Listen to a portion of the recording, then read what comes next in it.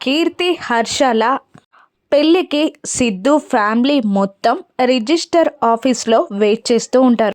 బామ్మ ఇలా అంటూ ఉంటుంది, వీళ్ళు ఇంకా రాలేదేంటి అంటూ ఉండగా హర్ష అప్పుడే నేను చూసొస్తాను అంటూ బయటికి వస్తారు. హర్ష బయటికి వస్తున్నప్పుడు కీర్తి తులసి ఇద్దరూ గట్టి గట్టిగా మాట్లాడుకుంటూ ఉంటారు. కీర్తి ఇలా అంటూ ఉంటుంది, ఈ పెళ్ళి 3 నాళ్ళ ముచ్చటే కదా తులసి అని అంటూ ఉండగా ఏంటి నువ్వనేది అని అడుగుతూ ఉంటుంది తులసి. అప్పుడు కీర్తి ఇష్టం లేని భర్తతో ఎన్నాళ్ళు కాపురం చేస్తాం, ట్రెండ్ ఫాలో అవ్వడమే కదా అని అనగానే అర్థం కాలేదు అన్నట్టు తులసి అడుగుతూ ఉంటుంది మళ్ళీ.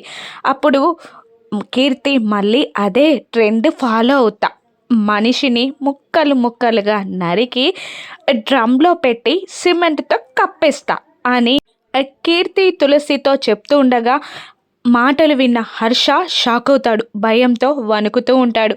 ఆ మాటలన్నీ విని మెల్లిగా వణుకుతూనే లోపలికి వచ్చేస్తాడు హర్ష.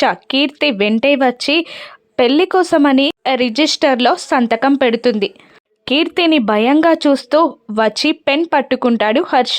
పెన్ పట్టుకున్న హర్ష చెయ్యి వణుకుతూ ఉండగా, ఏంటి హర్ష పెన్ పట్టుకున్న చెయ్యి ఎందుకు వణుకుతుంది అని అడుగుతూ ఉంటుంది కీర్తి. తులసితో కీర్తి చెప్పిన మాటలు గుర్తొస్తూ ఉంటాయి. మనిషిని నరికేసి డ్రమ్లో పెట్టి సిమెంటుతో కప్పేస్తా అన్న కీర్తి మాటలు గుర్తు తెచ్చుకొని అది పెన్లా కాకుండా కత్తిలాగా కనబడుతూ ఉంటుంది హర్ష. హర్షనే పెళ్ళి ఆపేస్తాడా? తులసి కీర్తిల ప్లాన్ సక్సెస్ అవుతుందా? రాను ఎపిసోడ్స్లో చూద్దాం. Thank you for watching.